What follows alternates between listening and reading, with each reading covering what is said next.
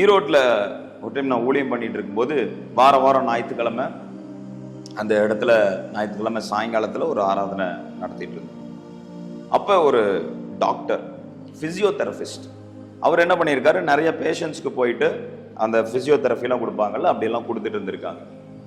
அப்படி ஒரு குடும்பத்துக்கு போய் கொடுக்கும்போது அந்த பர்டிகுலர் நபருக்கு அவர்களுக்கு அந்த மந்திரவாதம் செய்து அவருடைய காலை செயலிழக்க பண்ணியிருக்காங்க. இவர் அந்த காலை தொட்டு அதை சரி பண்ண எக்ஸசைஸ் எல்லாம் கொடுக்கவும் அந்த ஸ்பிரிட் அப்படியே இவருடைய கால்குள்ள வந்து உட்கார்ந்துருச்சு. இவருடைய கால் வீங்க ஆரம்பிச்சிருச்சு. அவர்னால காலடி எடுத்து வைக்க முடியல, நடக்க முடியல. அப்ப இப்படி ஈவினிங் டைம்ல பிரேயர் நடக்குதுன்னு கேள்விப்பட்ட உடனேயும் நேரா கிளம்பி வந்துட்டாரு. வந்து உட்கார்ந்துட்டு இருக்காரு.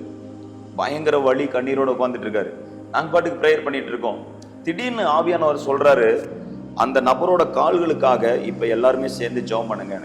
அப்ப அவரை எழுப்பி சென்டர்ல நிக்க வச்சு எல்லாரும் அவருக்கு நேரம் கரத்தை உயர்த்துங்க அப்படின்னு சொல்லி கரத்தை உயர்த்தி இயேசுவின் நாமத்தை நோக்கி கூப்பிடுறோம்.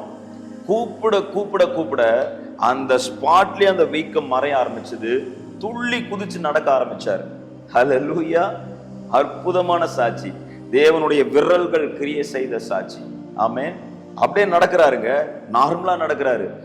ஃபேஸ் எல்லாம் அப்படியே பயங்கர பிரைட் ஆயிருச்சு. ரொம்ப சந்தோஷமா சொல்றாரு, brother I feel very comfort now, ரொம்ப எனக்கு சுகமா இருக்கு, நல்லா இருக்கேன் அப்படின்னு சொல்லிட்டு. அதுதாங்க இயேசுவினுடைய ஒரு தொடுதல்.